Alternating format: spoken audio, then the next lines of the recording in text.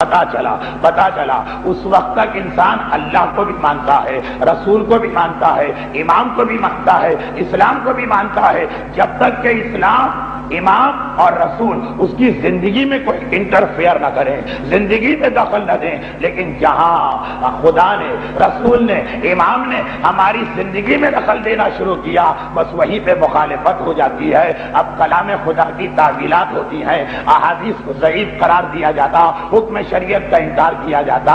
کیا یہ حقیقت آج بھی ہمارے سامنے نہیں آ رہی؟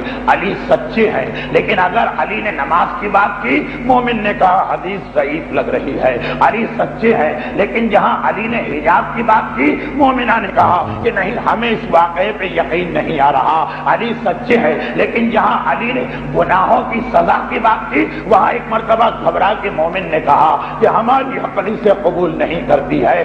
ارے اگر سچا مانا ہے تو ہر چیز میں سچا مانو، اگر امام مانا ہے تو ہر چیز میں امام مانو، اگر صاحب خلق عظیم مانا ہے تو اس کے ہر قول پہ یقین کرو۔ یہ کیا ماجرا ہے؟ یہ کیا ماجرا ہے کہ ایک جانب مومن اسی علی کے نام کا کلمہ پڑھتا ہے، اسی رسول کے نام پہ جان قربان کرتا، لیکن جب رسول کا ایسا حکم آتا جو ہماری زندگی سے ٹکرا رہا، اور دیکھیے ایک تو وہ حکم ہے جس سے ہمیں کوئی نقصان ہو رہا ہو، ہم بینک میں ملازمت کرتے ہیں اور حکم آ گیا کہ سودی ادارے کی ملازمت حرام ہے۔ اب یہ وہ حکم ہے جس سے ہم کو مالی نقصان ہو رہا، یہاں پہ انسان اگر تھوڑا پس و پیش کرے تو بات سمجھ میں آتی ہے۔ ہمارے لیے مثال دے رہا ہوں، ہم نے کسی کا حق غصب کر کے مکان بنایا، حکم خدا ہم کو بتایا گیا کہ مومن کے مال کو، مسلمان کے مال کو غصب کرنا گناہ۔ اب اگر اس حکم کو ماننے سے ہم انکار کریں، بات سمجھ میں آتی ہے، جائیداد نکل رہی ہے ہاتھ سے، کیسے مومن قبول کر؟ ایک آدمی کا سورس آف انکم یا ایک آدمی کی کمائی کا ذریعہ ہی رشوت ہے۔ اب اگر حدیث رسول آ گئی کہ الراشی والمرتشی کلاہما فی النار، یا دوسری حدیث امام کی آ گئی الراشی والمرتشی والسائی بینہما فی النار، رشوت لینے والا، دینے والا، دونوں کے بیچ میں معاملہ طے کرانے والا، ان سب کا ٹھکانہ جہنم ہے۔ مومن نے اس حکم کو ماننے سے انکار کیا۔ بات کچھ سمجھ میں آ گئی کہ ہاں بھائی مالی نقصان ہے، پیسے کا نقصان ہے، مکان چھوڑنا پڑے گا، لیکن اگر ایسے احکام میں بھی مومن اعتراض کرے کہ جہاں اس کا کوئی نقصان نہیں ہو رہا ہے، تو اس کا مطلب یہی ہے کہ بات ضد کی ہے، بات صرف بحث کی ہے۔ رسول کو ماننا ہے، رسول کی بات کو نہیں ماننا، امام کو ماننا ہے، امام کے کلام کو نہیں ماننا۔ اب آپ کہیں گے اس کی مثال، بس یہ آخری جملے ہیں میرے، مجھے پتا بڑا ناگوار تذکرہ ہوتا، صاحبان ایمان کے چہرے کی حالت ہی بتا دیتی، لیکن جو شان رسالت ہے تو اس میں آج یہ مسئلہ صرف بحث آیا کہ جو کفار پیغمبر کی شان تسلیم کر رہے مخالف کیوں ہوئے، اس مسئلے کی بنیاد پر، جس بنیاد پر آج کا مومن بھی مخالف رسول بننے کو تیار ہے۔ پیغمبر کا اخلاق، قرآن نے گواہی دی نا کہ خلق عظیم، پیغمبر جیسا اخلاق کسی کا نہیں، اور تاریخ میں ایک واقعہ آ گیا، تاریخ کی کسی بھی کتاب میں پڑھ لو، لیکن بڑا نازک موضوع، حاشا و کلا، قسم شرعی کھا کے یہ کہتا ہوں کہ ممبر پہ جانے کے بعد نہ کسی کی ذات ذہن میں ہوتی ہے، نہ کسی کی شخصیت، نہ کسی پہ اعتراض کیا جاتا ہے، نہ کسی کی توہین، لیکن ایک حکم خدا بیان کرنا۔ واقعہ تاریخوں میں یہ آیا کہ جب پیغمبر نے ایران کے بادشاہ خسرو پرویز کے نام خط بھیجوایا تو اس خسرو پرویز نے اس خط کو چاک کر دیا، پارا پارا کر دیا۔ پیغمبر کو اطلاع ملی، ہاتھ اٹھا کے کہا اللہم مزق ملکہ، جس طرح اس نے میرے خط کو پارا پارا کیا ہے تو اس کی مملکت کے ٹکڑے ٹکڑے کر دیے۔ مگر وہ حاکم ایران پرویز صرف اس وجہ سے، یہ کون شخص ہے جس نے اپنا نام پہلے لکھا میرا نام بعد، پیغمبر کی گرفتاری کا حکم جاری کرتا، مدینہ یمن کے صوبے کی حدود میں آتا تھا، تو شاہ ایران نے گورنر مدینہ یمن کو خط لکھا، گورنر یمن کو، کہ مدینے کے اس نوجوان کی گرفتاری کا انتظام کرو۔ گورنر یمن پہلے اپنے 2 نمائندے بھیجے، پتا تو چلے مدینے کے حالات کیا۔ اب یہ تاریخ کا جملہ، پیغمبر کون؟ قرآن نے کہا کہ اخلاق میں پیغمبر کے مقابلے میں کوئی نہیں۔ کل کی مجلس بھی یاد رکھیے گا کہ اسلام اخلاق کی منزل پر باطل کے ساتھ اور اصولوں کی تبدیلی تک کبھی بھی قائل نہیں۔ اب یہ دونوں مدینے آئے، تاریخ کا جملہ 3 مرتبہ پیغمبر کے سامنے آ رہے ہیں اور تینوں مرتبہ اللہ کا رسول چہرہ پھیر رہا. بعض علماء نے لکھا ہے کہ سلام بھی کیا اور پیغمبر نے سلام کا جواب تک نہ دیا. خیر وہ تو ایک فقہی مسئلہ کہ غیر مسلم کے سلام کا جواب اسلامی انداز سے دینے کا کیا حکم ہے، ایک الگ بحث ہے. لیکن 3 مرتبہ پیغمبر نے چہرہ پھیرا. وہ سامنے آئے، رسول نے چہرہ پھیرا. وہ دائیں طرف گئے، رسول نے چہرہ پھیرا. وہ بائیں طرف آئے، رسول نے چہرہ پھیرا. گھبرا کے انہوں نے پوچھا، ہم مہمان بن کے آئے، ہم ایک گورنر کے نمائندے بن کے آئے اور آپ کے اخلاق کی تعریف سنی، آپ ہمیں دیکھنے کو تیار نہیں. تو پیغمبر کا جواب آپ کو تمام تاریخوں میں ملے گا.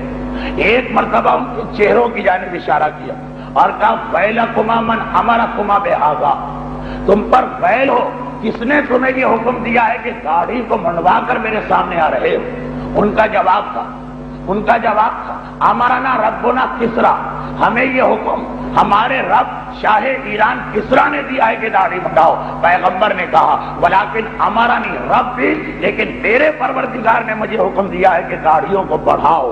پیغمبر اسلام کی سیرت کا ایک اہم واقعہ سیرت رسول انہی واقعات کا نام ہے. لیکن صاحب خلق عظیم ہے، یہ غیر مسلم خدمت رسالت میں آ رہا وہ رسول جو مکے کی مشرکہ اور خود پرست عورت کی مدد کرنے کو تیار. لیکن جہاں مسئلہ اصولوں کا آتا ہے، جہاں مسئلہ حکم خدا کا آتا ہے، یہ حکم خدا پہنچانا ہے. آنے والے مہمان جو پیغمبر کو نہیں مانتے، پیغمبر کے لائے ہوئے دین کو نہیں مانتے، پیغمبر ان کی جانب بھی نگاہ ڈالنے کو تیار نہیں، اس لیے کہ بغیر داڑھی کے آ رہے. تو ایک مومن، ایک مسلمان جو پیغمبر کے نام کا کلمہ پڑھتا ہے، جو شان رسالت کا قائل ہے، یہ کیسے تصور کر سکتا ہے کہ وہ اللہ کے رسول کو خوش کر رہا.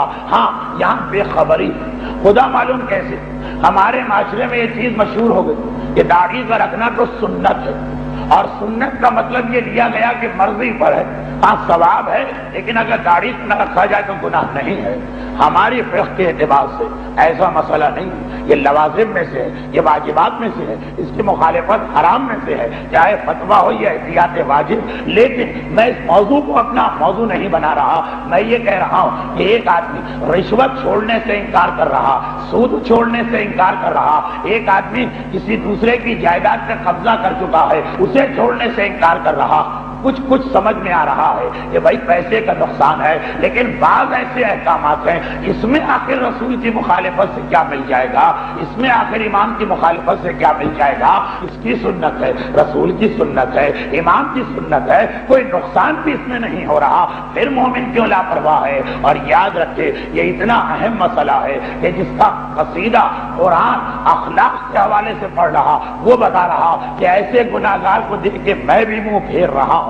تو یہ اسلام کی حقیقتیں ہیں. اور ایک ہی میرا پیغام مسلسل کہ ایسا نہ ہو کہ لا علمی کی بنا پر ہم نام رسول کا لیتے رہیں اور طریقہ کار مشرکین عرب کا اختیار کرتے رہیں کہ جب تک کہ رسول کا کوئی حکم ہمیں پسند آتا رہے، وہ صادق بھی ہے، وہ امین بھی ہے، وہ رسول برحق بھی ہے. اور جہاں رسول کا کوئی حکم ہمیں ناپسند آ گیا، اب اعتراض بھی شروع ہو گیا، اب دلیلیں بھی لائی جانے لگی، اب اس گناہ کو انجام دینے کو صحیح ثابت کیا جانے لگا. بس اس سے زیادہ مجھے آج گفتگو نہیں کرنا، لیکن اتنا کہنا ہے کہ اسلام اگر آپ کو دنیا اور آخرت کی تمام برکتیں دیتا تو ساتھ میں ایک پیغام اور بھی دیتا کہ پہلے تمہیں قربانی دینا، پہلے تمہیں زحمتیں اٹھانا، پہلے تمہیں خدا کے لیے اپنے ایمان کو ثابت کر کے دکھانا، پھر دنیا بھی تمہارے لیے برکت کی جگہ اور آخرت کے تو مالک تم ہو ہی، لیکن پہلے قربانی دینا ہے. ہم اتنی معمولی سے قربانی نہیں دے پاتے کہ مثلا ہمارا کوئی نوجوان یہ ارادہ کر لے کہ اگر پیغمبر اسلام کا یہ عمل کل سے میں داڑھی منڈوانا چھوڑ رہا ہوں، رسول کو راضی کروں یا دنیا والے کو، اتنی قربانی نہیں دی جاتی. جبکہ بار بار سن رہے ہیں یہ ایام ازا ان کے لیے ہیں جنہوں نے اللہ کے لیے اپنے جگر کے ٹکڑے قربان کر دیے. اور سنتے ہی نہیں ہیں، مجلس ختم ہوتی، زیارت پڑھتے کہتے بھی فیا لیتنی کنت معکم فافوز معکم، اے کربلا کے مجاہدوں اور شہیدوں، کاش میں تمہارے ساتھ کربلا کے میدان میں ہوتا تو جیسا جہاد تم نے کیا ہے، جو قربانی تم نے دی ہے، وہ کامیابی میں بھی حاصل کرتا ہوں۔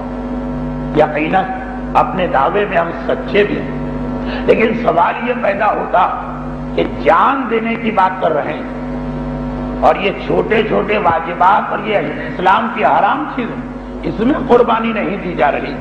یہ قربانی کا کون سا طریقہ کہ اے خدا مجھ سے میری جان لے لے، مجھ سے میری اولاد لے لے، مگر مجھ سے داڑھی کے بال کی بات نہ کر، جان دے سکتا ہوں۔ اس کی اہمیت شاید کم ہے، اس کی اہمیت شاید زیادہ۔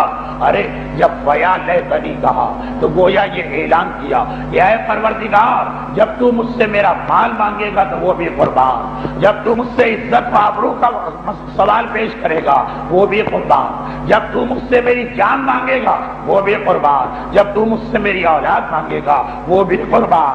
اس لیے کہ میں تو ان کربلا والوں کو مانتا ہوں جنہوں نے اسلام کے لیے اپنا سب کچھ قربان کر دیا۔ برحمتك يا أرحم الراحمين وصلى الله على محمد وآله